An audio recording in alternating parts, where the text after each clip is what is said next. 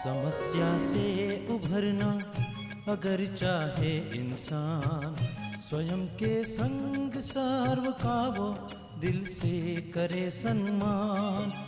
कहता है ये समाधान समाधान समाधान। समस्या से उभरना अगर चाहे इंसान, स्वयं के संग सर्व का वो दिल से करे सम्मान। कहता है ये समाधान समाधान समाधान समाधान समाधान समाधान।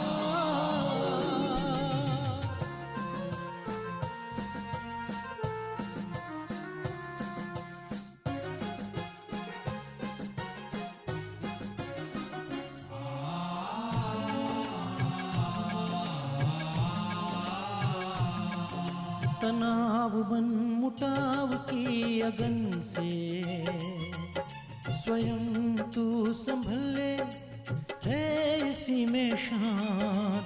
दूरिया दरारे मिटाए मन से, जीवन बन जाएगा खुशियों की खान खुशियों की खान। कहता है ये समाधान समाधान समाधान। नमस्कार, आदाब, सत श्री अकाल मित्रों, स्वागत है आप सभी का समाधान कार्यक्रम में। योग की सुंदर चर्चा लगातार हमारी हो रही है मित्रों, इंटरनेशनल योगा डे के निमित्त। और अब तक जो हमारी योग पे चर्चा हुई है, आज मैं थोड़ा ब्रीफ करना चाहूँगा आपके सामने।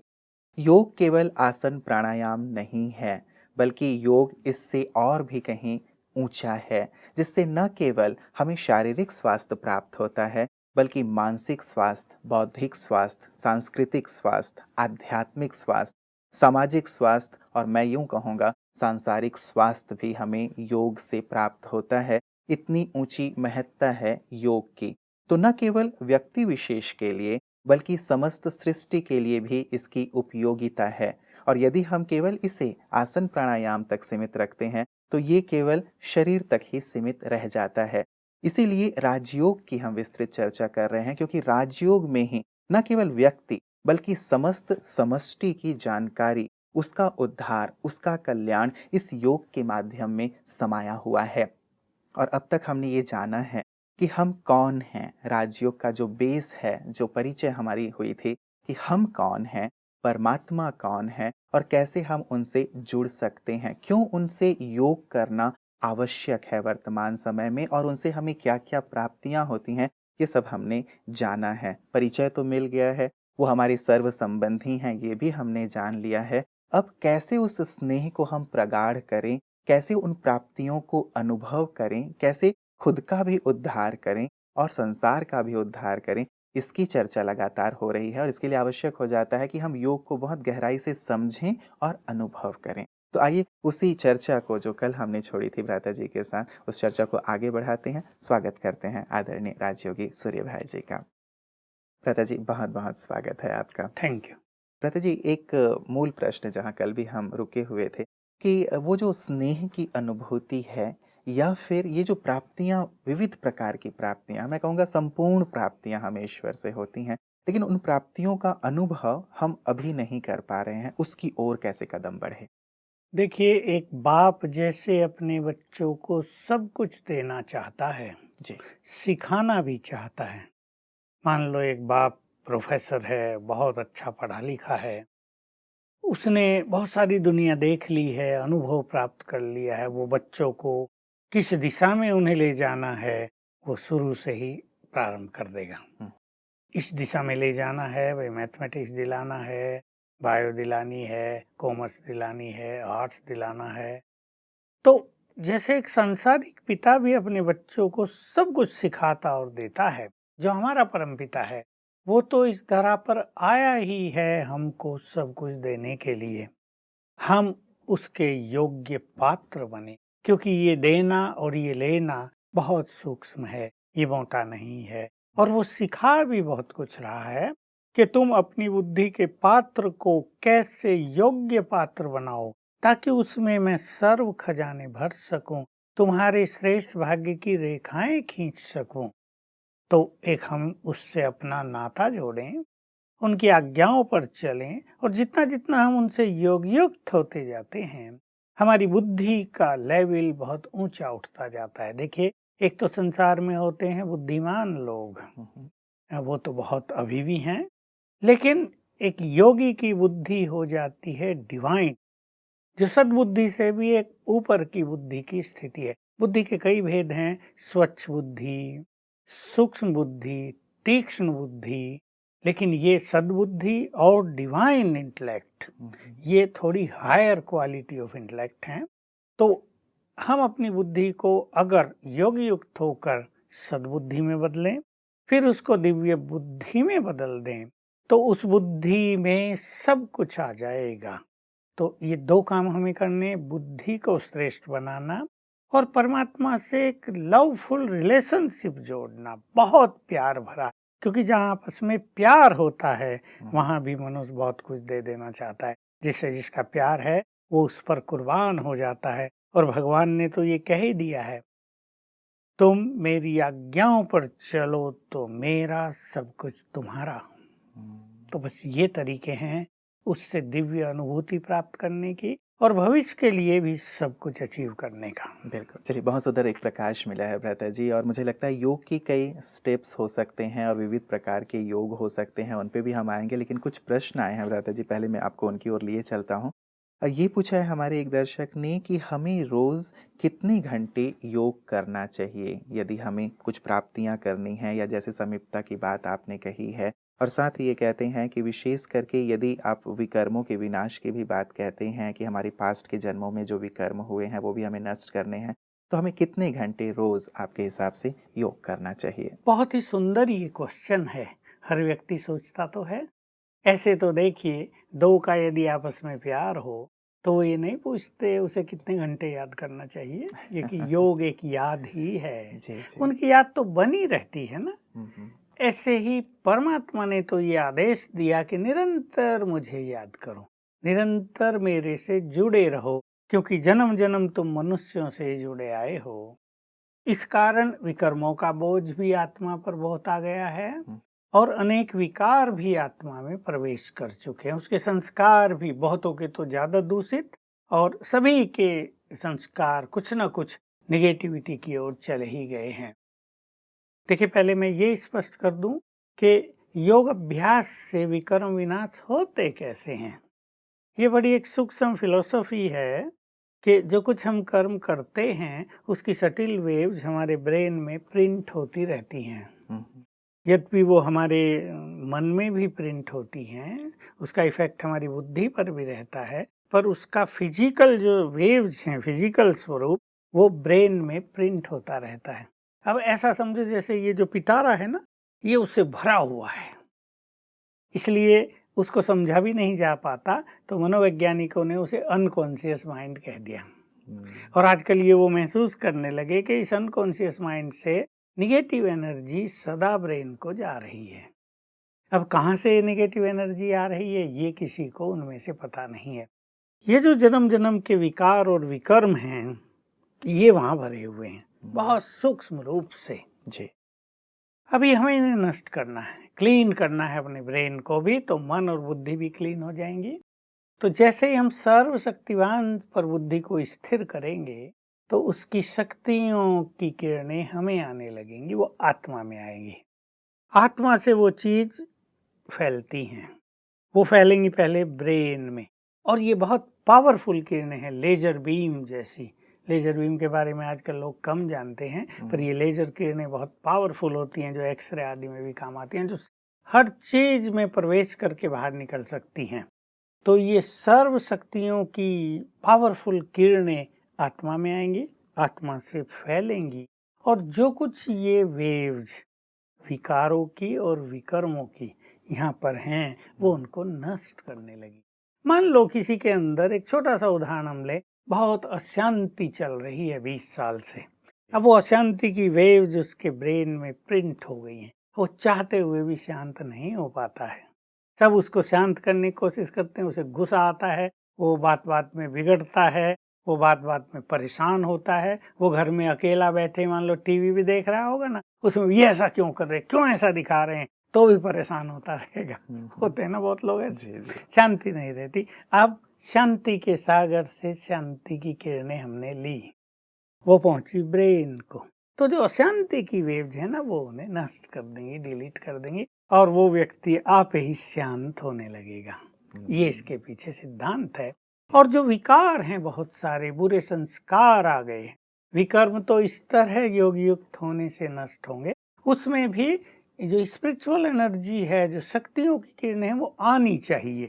और उसके पीछे शर्त यह है कि हमारा मन अनेक संकल्पों से रिक्त हो जाए, एक संकल्प में स्थित, बस सर्वशक्तिवान की ये किरणें आ रही हैं।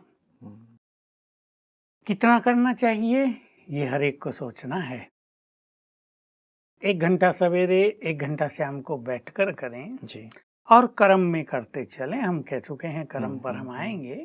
योग के भिन्न भिन्न तरह के अभ्यास हैं, तरीके हैं वो, जी, जी। ताकि योग अभ्यास में मन बोरियत फील ना करे, वो हमेशा एंटरटेनिंग फीलिंग में रहे, योग एक एंजॉयमेंट बन जाए। तो उसके लिए शिव बाबा ने ही भिन्न भिन्न तरह की विधियां बता दी वहीं तक पहुंचने के लिए योग जी, की जी, स्थिति जी। में। मतलब उसको तो कर्म योग कर्म में भी शामिल हाँ, किया और जाए। अगर किसी को थोड़े जल्दी भी कर्म विनाश करने हैं तो योग इस तरह का 4 घंटे हो जाना चाहिए। 4 घंटे इस तरह का योग और 4 घंटे कर्म करते हुए योग, चाहे उसकी क्वालिटी भले ही लाइट हो। जी। तो ये 8 घंटे की साधना जब रोज होने लगेगी तो काफी अच्छी फीलिंग हो जाएगी, चाहे वो विक्रम विनाश करने के लिए हो, जी। इसके भिन्न भिन्न पहलू हैं, लाइफ को एंजॉय करने के लिए हो, कर्मों में सफलता प्राप्त करने के लिए हो, अपने परिवार में गुड वाइब्रेशंस फैलाने के लिए हो, बच्चों को बहुत अच्छा चरित्र देने के लिए हो, संस्कार देने के लिए हो। तो इस तरह लक्ष्य होना चाहिए 8 घंटे तक योग पहुंचने करें। का। लेकिन आजकल की दिनचर्या में जब हम देखते हैं व्रता जी, तो बहुत भागा भागी वाली दिनचर्या है, तो 8 घंटे थोड़ा सा भारी या ज्यादा नहीं लगता? हाँ, इसलिए पहले मैंने कहा 4 घंटे तक ले चलें। जी, जी। और फिर जो इसको बढ़ाना चाहे, क्योंकि जिसको इस योग अभ्यास में आनंद बहुत आने लगेगा वो खुद तो करता वो चलेगा। खुद ही करेगा और उसको ये महसूस होगा जी। कि फिर कामकाज की जो ये भागा दौड़ी है ना, फास्ट लाइफ जिसे आजकल लोग कह रहे जी, हैं, जी। ये भी स्लो हो गई। जी। अभी वो कम समय में ज्यादा काम करने मतलब लगे, हमारी एफिशिएंसी बढ़ बहुत जाएगी और बढ़ेगी जिससे हम ज्यादा काम और जो है। रास्ते के विघ्न हट जाएंगे। जी। मान लो एक मोटर मैकेनिक है, उसके पास एक चीज आती है, मोटर आता है, भाई ये जल गया है, इसका फॉल्ट ढूंढो, कहाँ जला है।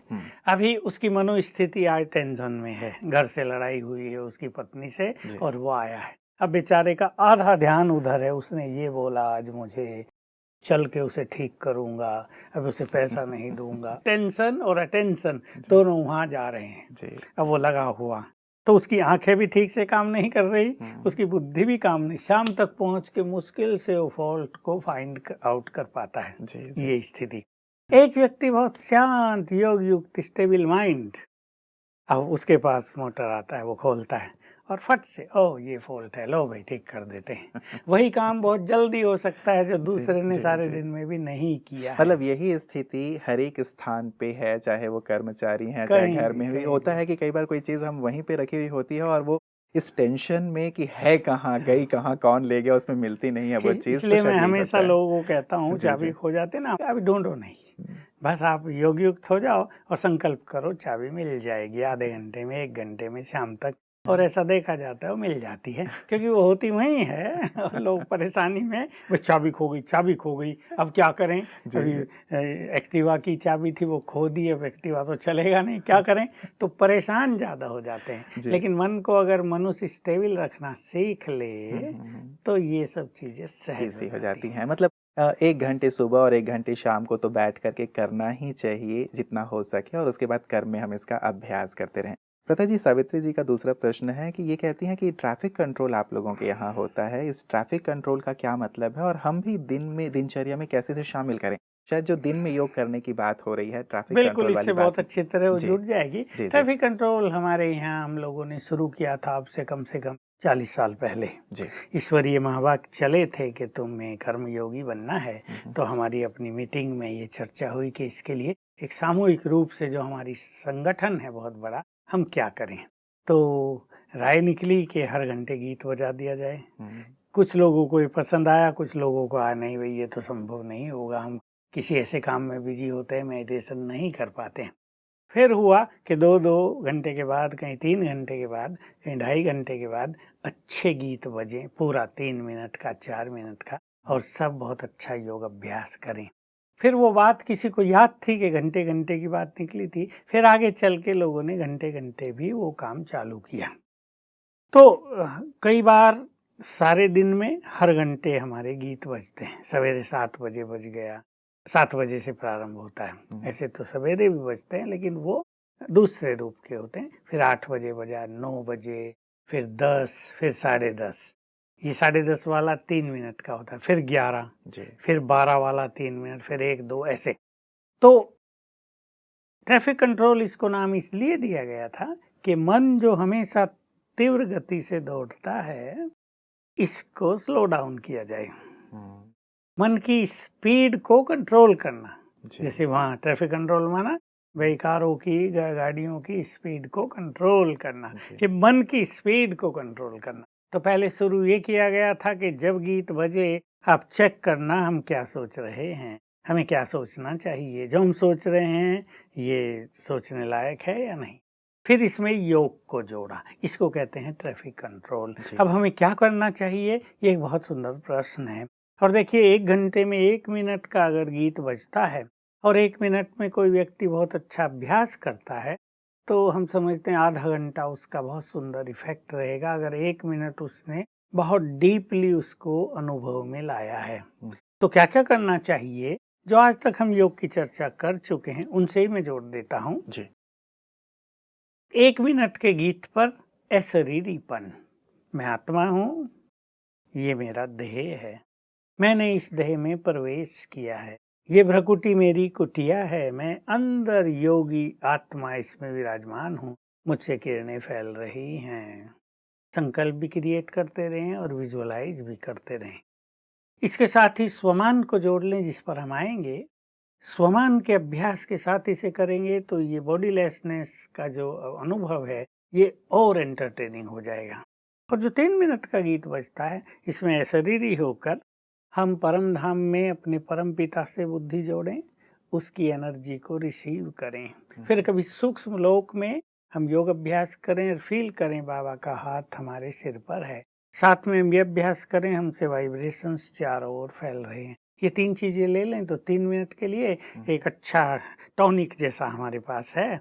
और इसका अभ्यास करने से 3 मिनट की ये एकाग्रता हमारी कर्म की शक्ति को बढ़ाएगी, हमारी बौद्धिक शक्ति में विकास करेगी और मन को हमेशा जो वो निगेटिव भागता है उसकी स्पीड को रोकेगी। बिल्कुल, मतलब दिन में हर घंटे में एक बार, चाहे वो 1 मिनट के लिए हो चाहे 3 मिनट के लिए हो, हम रुकें, अपने संकल्पों को देखें, अपने आप को परमात्मा से कनेक्ट करें, तो सारी दिनचर्या भी सुव्यवस्थित हो जाएगी और हम योग युक्त होकर के अपने जीवन को श्रेयस्कर इसमें बना मैं एक चीज कहना चाहता हूँ जो हम लोगों के यहाँ भी हुई थी पहली बार। हम तो तब छोटे थे, जो बड़े थे वो इस तरह की बात करते थे, लोग भी इस तरह की बात करते हैं। अरे भाई कहाँ से 1 मिनट निकालेंगे सोचने की बात है, जबकि वो 10 मिनट वेस्ट करता है मनुष्य। इसलिए ये न सोच के ये संकल्प करें कि हमें 1 मिनट निकालना है।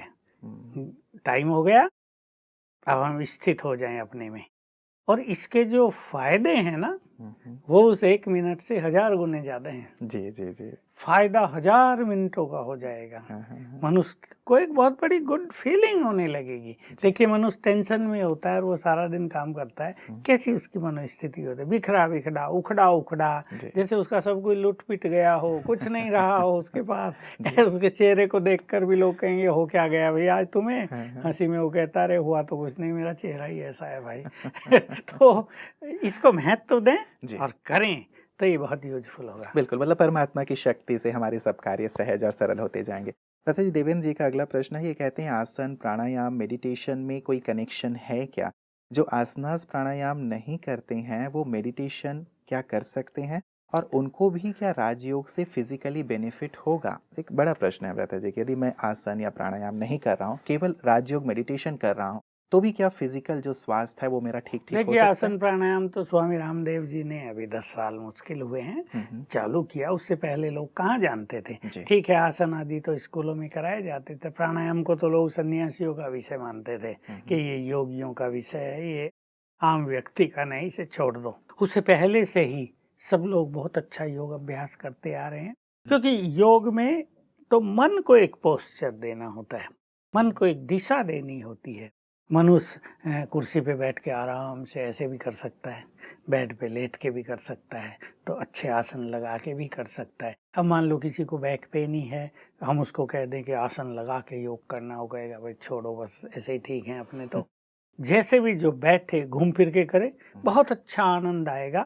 वॉकिंग में, मूविंग मेडिटेशन इसे हम कहते हैं, बहुत अच्छा आनंद आएगा। माताएं बहनें जब भोजन बनाएं तब योग करने में बहुत अच्छा आनंद आएगा, स्नान कर रहे हों और योग आदि कर लेने में। तो इसमें आसन प्राणायाम की कोई खास बात नहीं है, सभी लोग इसको कर सकते हैं। जो कर रहे हैं उन्हें करना चाहिए आसन प्राणायाम, हम उसको मना नहीं करते हैं, लेकिन जो नहीं करते या नहीं कर सकते उन्हें राजयोग पर डायरेक्ट आ जाना चाहिए।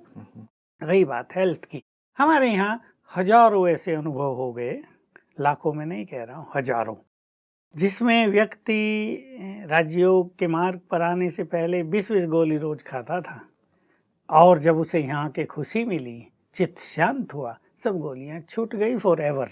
हमें ऐसे अनुभव सुनाते हैं लोग। मेरे को कमर दर्द बहुत था, राजयोग किया, पता नहीं कहाँ चला गया। मेरे घुटने दर्द थे, मैं तो भूल ही गई कि घुटने दर्द थे भी क्या। तो वास्तव में सत्य तो यही है, मन अगर बहुत प्रसन्न है और शांत है तो अनेक बीमारियां आएंगी भी नहीं और जाएंगी। जी जी। हाई ब्लड प्रेशर हुआ, डायबिटीज हुई, हार्ट की बीमारियां हुई, इन सब के बारे में तो लोग जानते ही हैं कि ये मन से ही ज़्यादा उत्पन्न होती हैं। तो मन खुश और शांत, दो चीज़ों पे ध्यान देना है। जो राजयोग करना भी चाहते हैं और कर रहे हैं, वो ज्ञान बल के द्वारा अपने मन को शांत भी करें। शांत माना बहुत ज़्यादा सोचना, नेगेटिव सोचना, तेरा मेरा सोचना, इससे अपने को मुक्त कर लें और उसको अच्छे संकल्प दे के प्रसन्न भी करें, तो गुड हेल्थ को एंजॉय करेंगे। बिल्कुल, मतलब राजयोग से वैसे पहले भी हम लोग चर्चा कर रहे हैं कि इससे संपूर्ण स्वास्थ्य प्राप्त होता है और बीमारियां तो वैसे भी दूर होती हैं। आजकल बहुत सारे डॉक्टर्स, चाहे वो साइकेट्रिक हों चाहे हार्ट वाले हों, लोगों को राय देते हैं कि जाओ ब्रह्मा कुमारी में मेडिटेशन सीखो, तुम्हारी ये बीमारियां ठीक हो जाएंगी। ऐसे बहुत लोग हमारे पास आजकल आने लगे हैं। जी जी जी जी, बिल्कुल। दादाजी, अगला प्रश्न कल्याणी जी का है मुंबई से। ये कह रही हैं कि कैसे हम अपने आप को एक आवाज़ भरे स्थान पे योग युक्त कर सकते हैं, क्योंकि कई बार ऐसा होता है कि जहाँ हम हैं वहाँ पे बहुत शोरगुल होता रहता है और हम योग करना चाहते हैं तो योग नहीं लग पाता है। और एक बात और हमने सुनी है कि योग में हमें आवाज़ से परे जाना होता है, तो वो स्थिति क्या है? ये कल्याणी जी बहुत जानना अच्छा चाहती है। हैं। देखिए, मेरा अपना अनुभव ये था प्रारंभिक दिनों का, ये बात 69, 68, 70 की है, कि जितनी ज़्यादा आवाज़ मेरे चारों ओर हो उतना ही मन बहुत ज़्यादा एकाग्र। लेकिन इसमें ज़रूरत ये होती है कि हमारा ध्यान उस आवाज़ की ओर न जाए कि क्या हो रहा है। अगर हमारा ध्यान आवाज़ों की ओर चला गया, और कौन क्या बोल रहा है, या हम इरिटेट हो गए, देखा बाजे बजा रहे हैं, शांति भंग कर दी, अब ये मैरिज प्रोसेसन निकल रहा है, हमें कुछ काम करना था, ये लोग करने ही नहीं देते, पता नहीं क्या आजकल मैरिज भी शांति में नहीं करते हैं। अनेक तरह के तूफान, वो आनंदित हो रहे हैं, ये तूफानों में परेशान हो रहे हैं। ऐसे में वो आवाज़ एकाग्र नहीं होने देती। लेकिन मान लो एक मैरिज प्रोसेसन निकल रहा है, ढोल धमाके, बाजे गाजे बज रहे हैं, गीत बज रहे हैं, उस टाइम आप अगर कंसंट्रेट करो अपने को शिव बाबा पर तो बहुत इजी होगा। शर्त यह है कि उसको एंजॉय किया जाए। ये एक बहुत सुंदर चीज है, to enjoy all and every situation. इस पे हम ध्यान दें।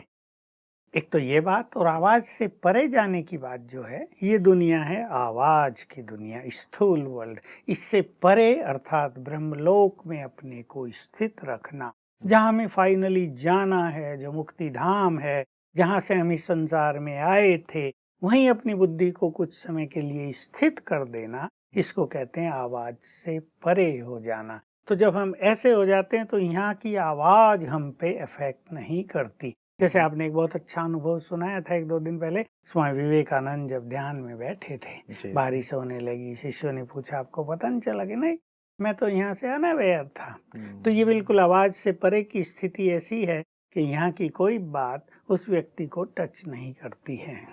बिल्कुल। कावेरी जी का भी अगला प्रश्न भ्राता जी, ये उसी बात को जो आपने समाधि की बात कही, ये कहती हैं कि can thoughts be completely stopped, निर्विकल्प समाधि स्टेज, ये क्या है, ये पूछती हैं। वही के थॉट्स जो हैं, पहले हमें निगेटिव थॉट्स को कंप्लीटली कंट्रोल करना है, फिर जो अच्छे थॉट्स आ रहे हैं उनकी स्पीड को स्लो डाउन करना है, और फिर स्वमान के अभ्यास के द्वारा ये स्थिति आ जाती है कि हमारा मन एक परम आनंद की स्थिति में आ जाता है और हमारे मन में बहुत कम विचार आ जाते हैं, जिसको मनोवैज्ञानिक अल्फा स्टेज कहते हैं। वो है निर्संकल्प समाधि। बिल्कुल, मतलब जिस समाधि की बात हम कह रहे हैं कि जहाँ तक पहुँचने का हमारा ध्येय है, वो शायद ये वाली स्थिति है। चलिए, आज के सुंदर प्रकाश के लिए भ्राता जी आपका बहुत बहुत शुक्रिया। आज भी सुंदर प्रकाश मिला है। योग की जो अगली स्टेप्स हैं उन पे हम ज़रूर आपसे प्रकाश कर लेंगे। आज के लिए आपका बहुत बहुत धन्यवाद।